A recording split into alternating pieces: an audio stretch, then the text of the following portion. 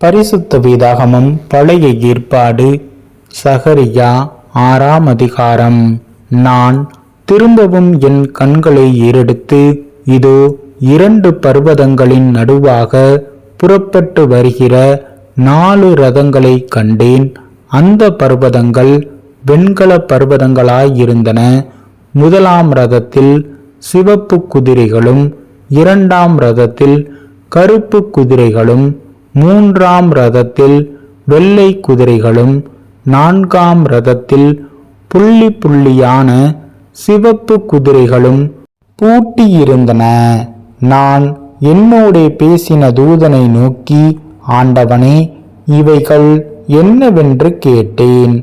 அந்த தூதன் எனக்கு பிரதியுத்தரமாக, இவைகள் சர்வலோகத்துக்கும் ஆண்டவராயிருக்கிறவருடைய சமூகத்தில் நின்று புறப்படுகிற வானத்தினுடைய 4 ஆவிகள் என்றார். ஒன்றில் பூட்டப்பட்டிருந்த கருப்பு குதிரைகள் வட தேசத்துக்கு புறப்பட்டு போயின. வெண்மையான குதிரைகள் அவைகளின் பின்னாலே புறப்பட்டு போயின. புள்ளி புள்ளியான குதிரைகள் தென் தேசத்துக்கு புறப்பட்டு போயின. சிவப்பு குதிரைகளோவென்றால் புறப்பட்டு போய் பூமியிலே சுற்றி திரியும்படி கேட்டுக்கொண்டன. அதற்கு அவர், போய் பூமியில் சுற்றி திரியுங்கள் என்றார். அப்படியே பூமியிலே சுற்றி திரிந்தன.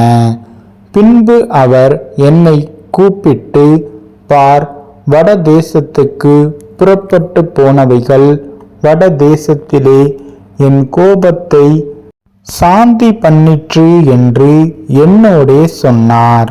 பின்பு கர்த்தருடைய வார்த்தை எனக்கு உண்டாகி, அவர் சிறையிருப்பின் மனுஷராகிய எல்தாயும் தெபியாவும் யோதாயாவும் பாபிலோனிலிருந்து வந்திருக்கும் அந்நாளிலே நீ போய் செப்பனியாவின் குமாரனாகிய ஓசியாவின் வீட்டுக்குள் பிரவேசித்து, அங்கே அவர்கள் கையிலே வெள்ளியையும் பொன்னையும் வாங்கி கிரீடங்களை செய்வித்து, யோத்சதாக்கின் குமாரனாகிய யோசுவா என்னும் பிரதான ஆசாரியனுடைய சிரசிலே வைத்து, அவனோடே சொல்ல வேண்டியது, சேனைகளின் கர்த்தர் உரைக்கிறது என்னவென்றால், இதோ ஒரு புருஷன், அவருடைய நாமம் கிளை என்னப்படும்.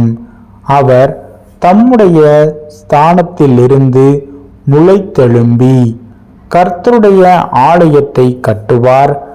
அவரே கர்த்தருடைய ஆலயத்தை கட்டுவார். அவர் மகிமை பொருந்தினவராய் தம்முடைய சிங்காசனத்தின் மேல் வீற்றிருந்து ஆளுகை செய்வார். தம்முடைய சிங்காசனத்தின் மேல் ஆசாரியராயும் இருப்பார்.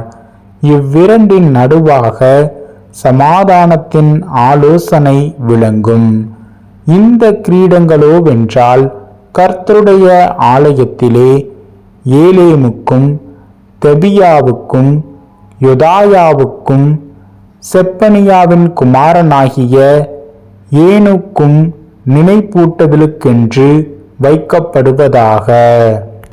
தூரத்தில் உள்ளவர்கள் வந்து கர்த்தருடைய ஆலயத்தை கூட இருந்து கட்டுவார்கள். அப்பொழுது சேனைகளின் கர்த்தர் என்னை உங்களிடத்திற்கு அனுப்பினார் என்று அறிந்து கொள்வீர்கள். நீங்கள் உங்கள் தேவனாகிய கர்த்தரின் சத்தத்தை கேட்டு நடந்தீர்களானால் இது நிறைவேறும் என்று சொல் என்றார்.